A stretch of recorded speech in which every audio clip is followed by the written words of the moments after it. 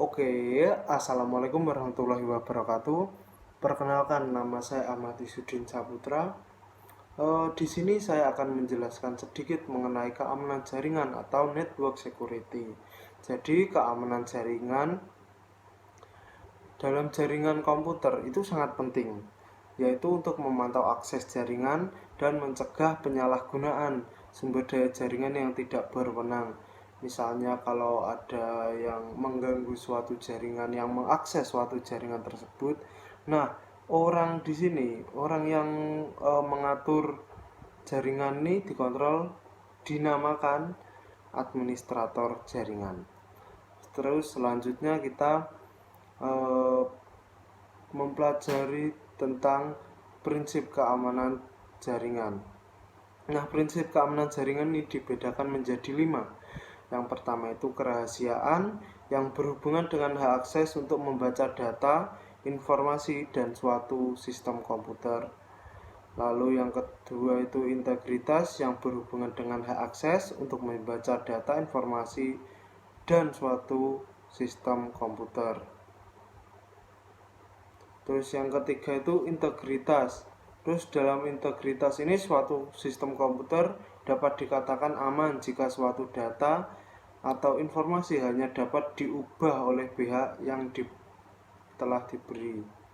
Jadi seperti diberi wewenang gitu ya. Selanjutnya ketersediaan. Nah, dalam hal ini tuh suatu sistem komputer dapat dikatakan aman jika suatu data atau informasi yang terdapat pada sistem komputer dapat diakses dan dimanfaatkan oleh pihak yang berhak. Oke. Yang keempat nih authentication. Jadi aspek ini berhubungan dengan metode untuk menyatakan bahwa informasi betul-betul asli. Orang yang mengakses dan memberikan informasi adalah orang yang benar yang dimaksud. Jadi itu yang asli. Terus yang selanjutnya itu akses kontrol. Jadi ini akses kontrol ini melindungi sistem dari akses yang tidak berhak dan umumnya menentukan tingkat otorisasi setelah prosedur autentikasi berhasil dilengkapi. Terus prinsip sudah, kita mempelajari tentang software. Tidak software sih, teknologi untuk melindungi keamanan jaringan tersebut. Jadi ada jenis network security atau jenis untuk keamanan jaringan. Oke, yang pertama itu active device. Jadi jaringan active device ini, jenis network security ini memblokir traffic yang berlebihan.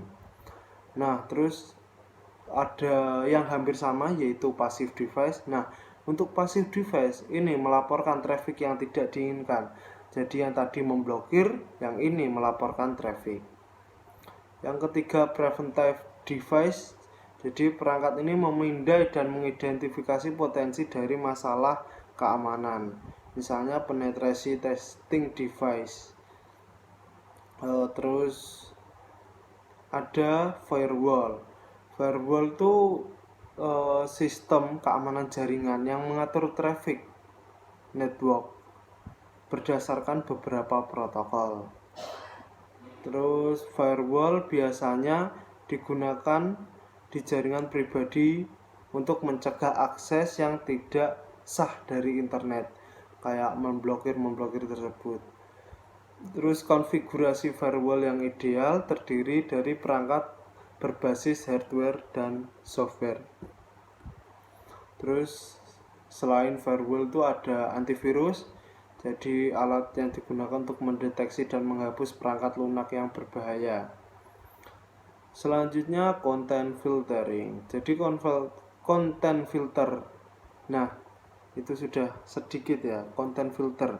Jadi itu kayak menyaring halaman web atau email yang tidak menyenangkan dan menyinggung.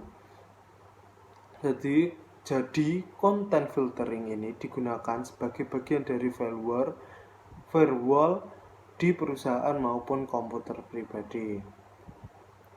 Terus nah, jika itu sudah, tadi kan ada security network.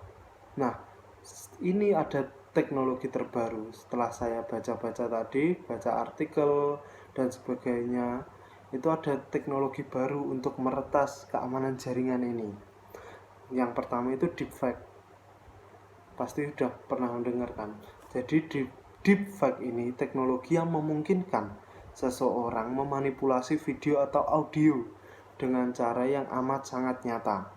Jadi itu kecerdasan buatan di mana wajah objek bisa dipasang pada sebuah video tanpa ada celah sedikit pun. Jadi sangat sempurna sekali.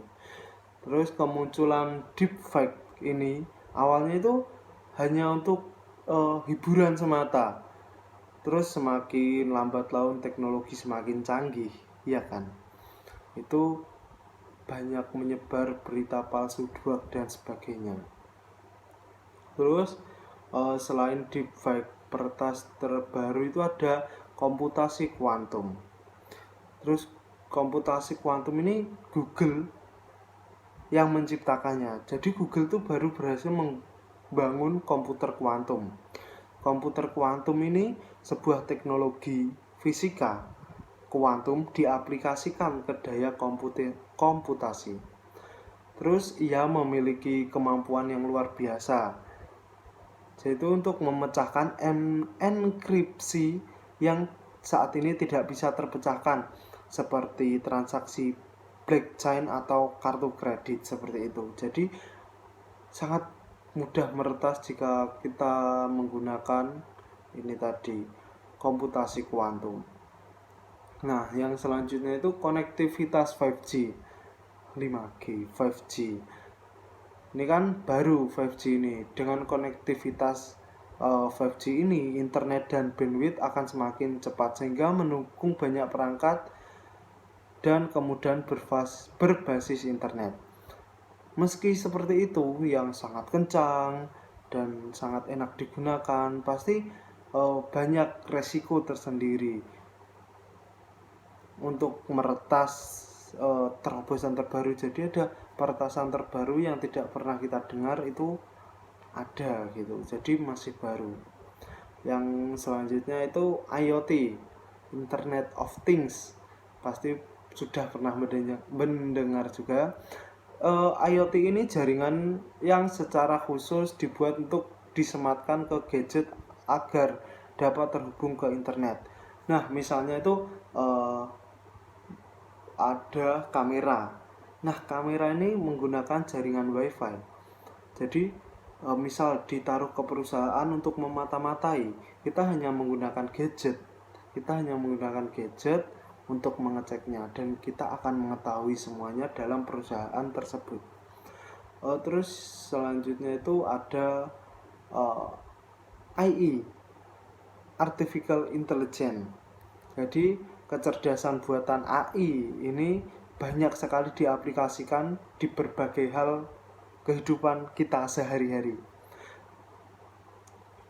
Jadi mereka menggunakan program yang digerakkan oleh AI untuk memindai jaringan guna menemukan celah untuk menipu target agar menyerahkan informasi positif. Jadi itu AI lumayan canggih, sangat canggih menurut saya. Sekian dari saya, mungkin sedikit itu penjelasan dari saya. Terima kasih. Wassalamualaikum warahmatullahi wabarakatuh.